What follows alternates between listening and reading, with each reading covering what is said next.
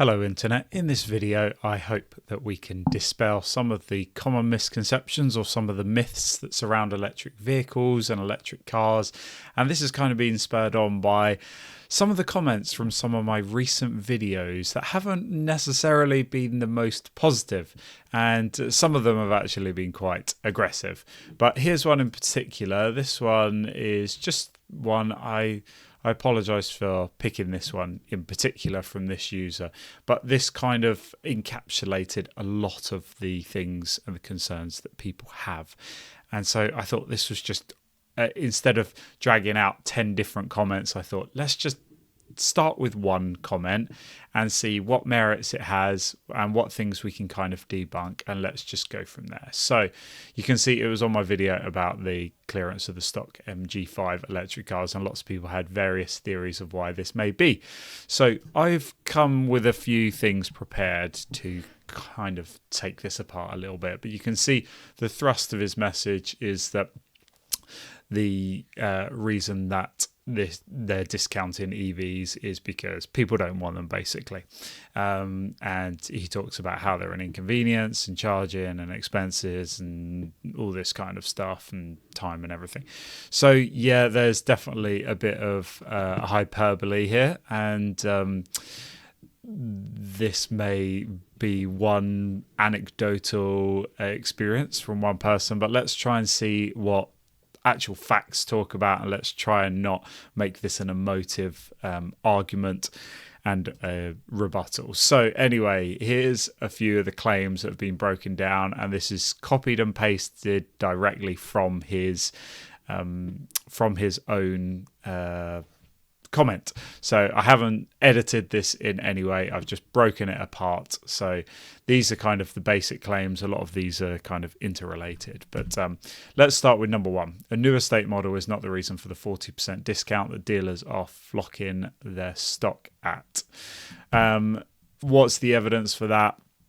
I mean, I've worked in the motor trade for a long time, and from time to time you do see vehicles that go on these fire sales of 30-40% off, and quite often they're run out models, and they can be, sometimes they'll be pre-reg ones to meet sales targets and quotas and things like that. And it's especially not unusual amongst some of the value brands. A few years ago, Vauxhall, when they were discontinuing the old Zafira, they discounted Zafiras down by 30 or 40% to just shove a whole load of them out of the door, and most of them were just standard white coloured ones and stuff. But anyway, this is not a new phenomenon. So I searched for a cheap new car that comes as both petrol and electric, and I sorted by cheapest to find what deals were available. So here's what we're going to do. Oh, typical. I've always got my big head in the way. Let's move me right into the middle here. So on the left, you've got a 1.2 Vauxhall Corsa, and they're selling it for 15 grand. On the right, you've got the Vauxhall Corsa Electric, which is considerably more money. I appreciate that. But what you may be able to see is that the petrol one is actually offering greater discount than the electric one, and these were both the very best deals, and I looked at the second and third best deals, but roughly speaking, the petrol Vauxhall Corsa has greater discount by percentage than the more expensive electric one. Now, I would have anticipated it the other way around. Generally, more expensive cars can have sometimes some very great discounts on them. But anyway, that's just one example. What else can we find? Claim number two. Let me pop me back over here. Private buyers, people put in their own money or taking out their own hideous lease deals, don't want EVs anymore. So this is one claim. My anecdotal experience says the opposite, but do we have any evidence to support my theory or my position? So I went to SMMT. If you're not aware who they are, just Google it and you can have a look at some of the data. And I also went and looked at some other media outlets. So this is what SMMT says. It says that the market of new car registrations is down by 3% for petrol, down by 25% for diesel, and it's up for a hybrid by 16%. It's up for a full battery by battery electric vehicle by 10.7%, and then the PHEVs, the plug-in electric hybrid vehicles, up 22%. And anecdotally, you could say that people have more confidence in a PHEV and a normal regular hybrid because they're familiar with those. They don't have to worry about any of the perceived downsides or anxiety that may come from a full electric vehicle. But we do know that both the hybrid and a PHEV are gateways into battery electric vehicles. And ultimately, although the percentage change is lower on the battery electric vehicles, we're now seeing that there's more full electric vehicles registered, more than double compared to PHEVs and more than the hybrid ones. These figures are from April 2024. Apologies that I couldn't get one newer. This was their newest update as of July 2024. But it didn't have a nice little infographic with it. So I thought I'd just pop this on the screen. You can also see what's happening in the market and what's forecast for 2025. And they're saying that battery electric vehicles are up. So the evidence, the current data, and the independent forecasting is showing that battery electric vehicles are increasing and that people clearly are either wanting them or accepting them. That one we can't really extrapolate exactly the motivations behind it, but we can at least see that the figures are showing that battery electric vehicles are on the rise. So this was a little media piece that I picked out, and I found it quite interesting. It said that there's a drop in EVs, and it talked about private versus company vehicles. So it says 21.9% drop in the proportion of EVs going to private buyers compared to April last year, when 22.1% of all EVs were sold privately. But then it also shows you that electric car registrations overall rose by 10.7%, and it's increasing the market share. But what's interesting is down here, overall, the whole market for petrol, diesel, electric, it shows that the sales to private buyers declined by 17.7%. So this is kind of within the margin of error between 21.9% down on electric vehicles and 17.7% down on all vehicles to private buyers. And this is the distinction that people just aren't necessarily making, especially people who already have the outcome predetermined, and so they will kind of frame the argument in the way to support their data. Maybe you think I'm guilty of that, but this clearly shows that actually maybe we could say a cost of living crisis means that there's less private buyers buying vehicles and there's more company vehicles. There's also more access to some salary sacrifice schemes that otherwise may not have been available through some of the traditional company car schemes. So that market is opening up and it's providing access to more expensive vehicles. Anyway, the data is still showing that electric vehicles are up, so clearly people are fine with them. So this just shows what I've just said. So private EVs were down by 21.9%, but overall electric car registration rose by 10.7%, and overall private car sales fell by 17.7%, including all categories. Anyway, claim number 3, company car buyers and fleets that the government is pushing into choosing EVs by penalising ICE cars will not choose an MG. Well, this was very difficult to find actual solid evidence, so this is a little bit anecdotal, but I personally know 3 MG company car drivers. At least one of them, he watches this channel and can attest to that. What are company car drivers looking for? They're looking for something that's cheap, something that's comfortable, something that's practical, and the MGs that are available as EVs definitely tick all of those boxes. They are cheap, they're very cheap, good value for money, they're very comfortable cars, and they have great range, which makes them practical. For example, you could drive from Southampton to Middlesbrough on a single charge, so you can drive the whole length of England on one charge. Anyway, next claim, let's keep moving. EVs are an inconvenience. These are some counterpoints.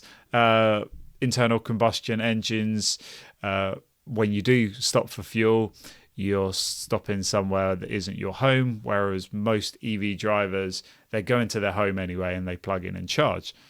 That, you could argue, is more convenient. Costly maintenance is inconvenient. As someone who has spent my whole life in the motor trade, I know how much money can be made from oil changes, timing belts, clogged DPFs, etc., etc. If you go into your local main dealer and you ask them where they make all of their money, it is not in selling you cars, and it's not in giving you free hot chocolates and biscuits while you wait.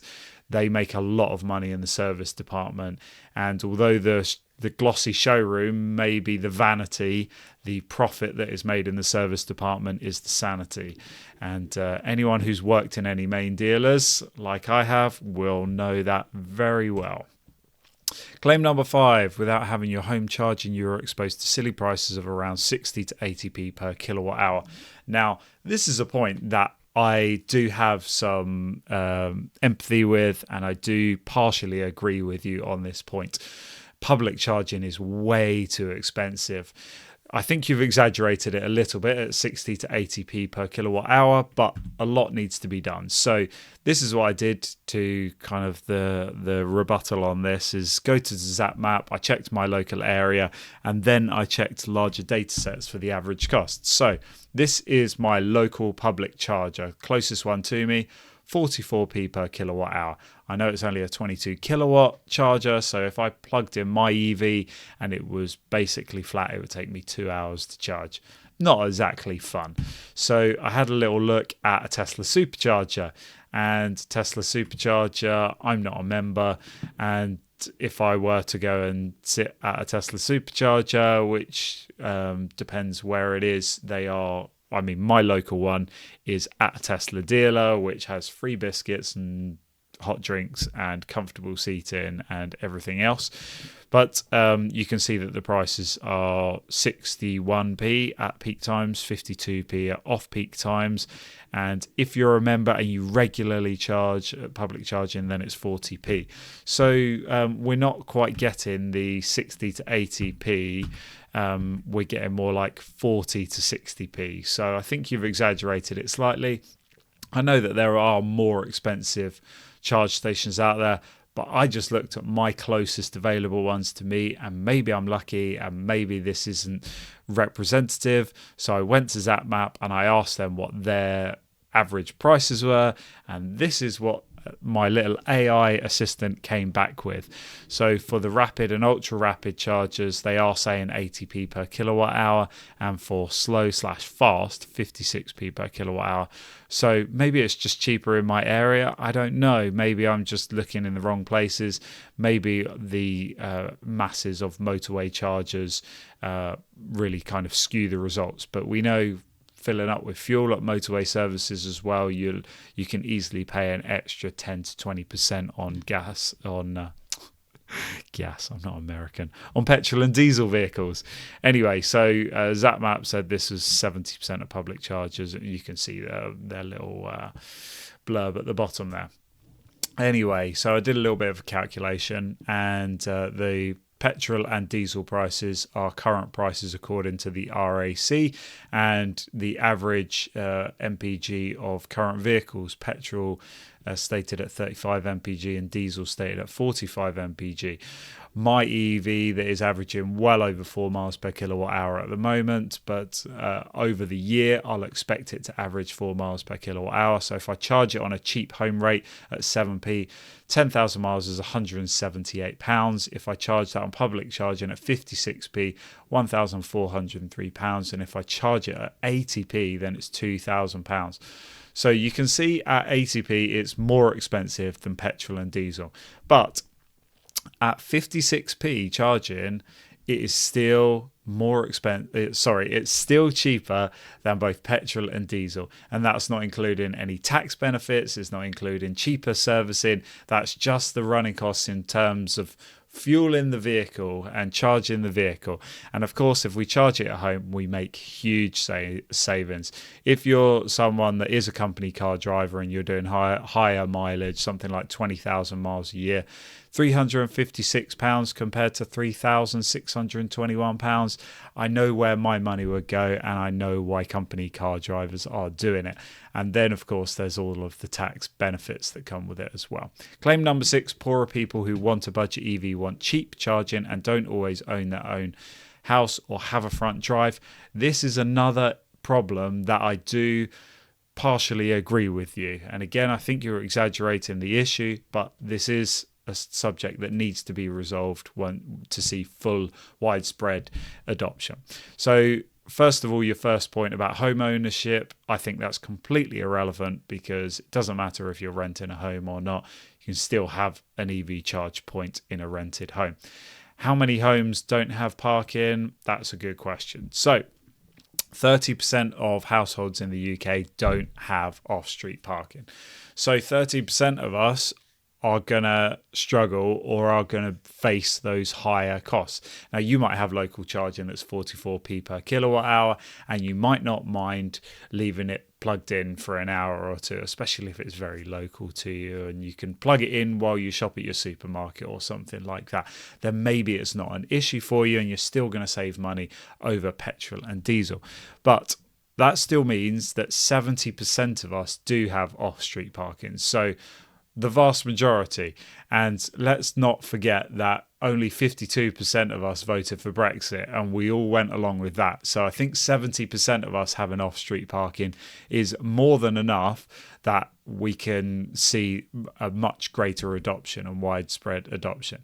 So you can go and have a look at this link here, which will show you a full study and report into what needs to be done about or some of the suggestions that came from a widespread survey and widespread study, and talking about slow charging and rapid charging and stuff to help this 30% of the population, which is not insignificant.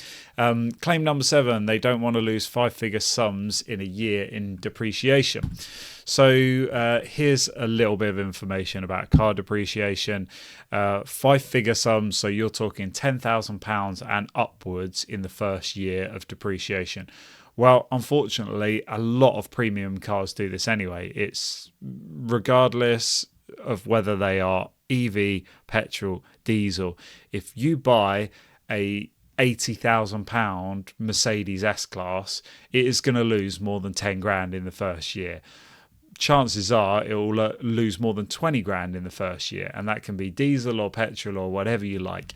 That's just because they're more expensive premium vehicles. Unfortunately, one of the things I don't like about the market is most of the EVs that are sold, they are at the premium end of the market, so they are more expensive. And if you're going to buy a car that is 50, 60, 70, 80 grand, they are going to lose 10 grand in the first year. So you are going to see five-figure depreciation in the first year, but it's not relevant to EVs. Here you can have a look at some of the figures, and you may have to pause and zoom in and figure this out.